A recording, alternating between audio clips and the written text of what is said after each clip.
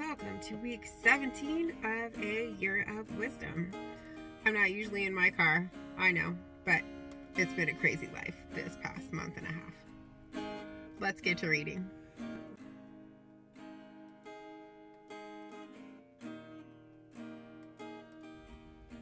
Day 117. Job 37. At this, also my heart trembles and leaps out of its place. Listen to the thunder of his voice and the rumbling that comes from his mouth. Under the whole heaven he lets it loose, and his lightning to the corners of the earth. After it his voice roars, he thunders with his majestic voice, and he does not restrain the lightnings when his voice is heard. God thunders wondrously with his voice. He does great things that we cannot comprehend. For to the snow he says, fall on the earth, and the shower of rain, his heavy shower of rain, serves as a sign on everyone's hand, so that all whom he has made may know it. Then the animals go into their lairs and remain in their dens. From its chamber comes the whirlwind, and cold from the scattering winds. By the breath of God ice is given, and the broad waters are frozen fast. He loads the thick cloud with moisture. The clouds scatter his lightning.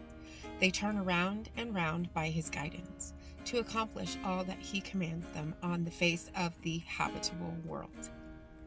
Whether for correction or for his land or for love, he causes it to happen.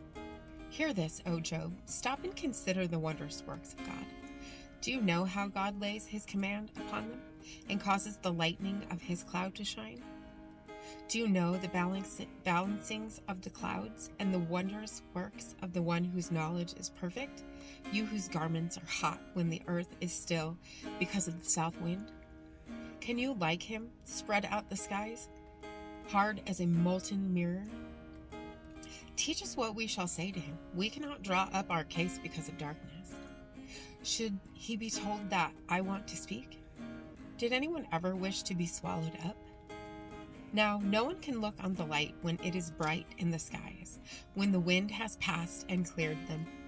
Out of the north comes golden splendor. Around God is awesome majesty. The Almighty, we cannot find him. He is great in power and justice, and abundant righteousness he will not violate. Therefore, mortals fear him. He does not regard any who are wise in their own conceit. Take 72. Proverbs 27. Do not boast about tomorrow, for you do not know what a day may bring. Let another praise you and not your own mouth, a stranger and not your own lips. A stone is heavy and sand is weighty, but a fool's provocation is heavier than both. Wrath is cruel, anger is overwhelming, but who is able to stand before jealousy?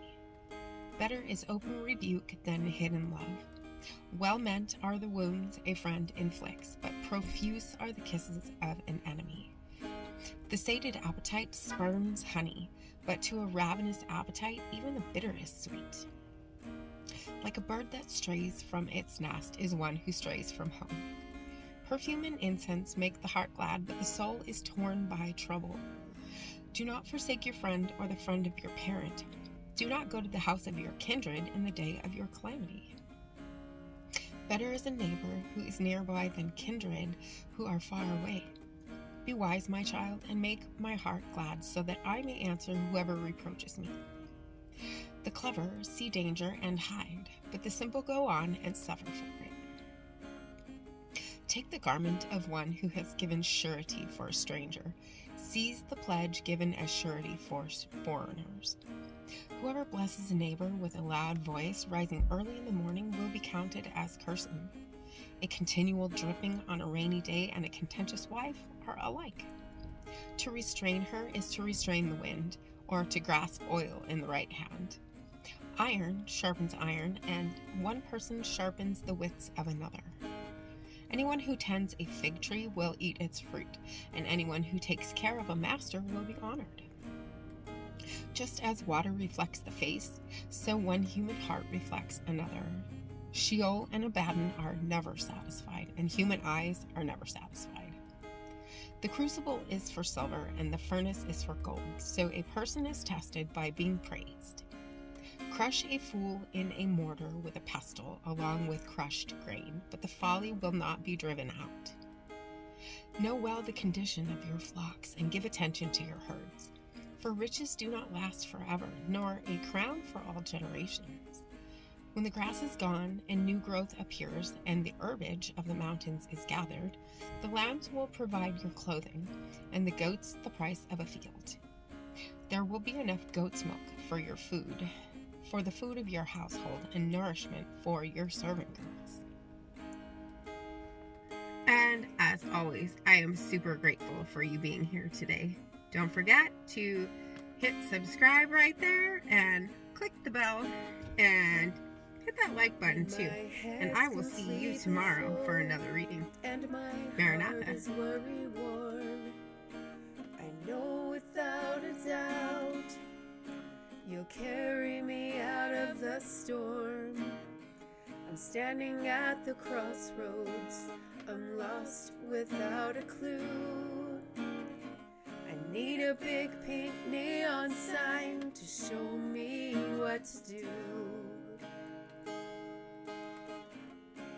I thank you, Lord. It glorifies you when you're the only answer.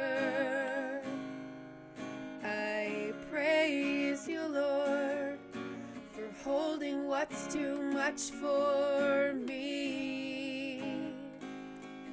And I'm amazed by you, Lord, because nothing's too big and nothing's too small to lay at your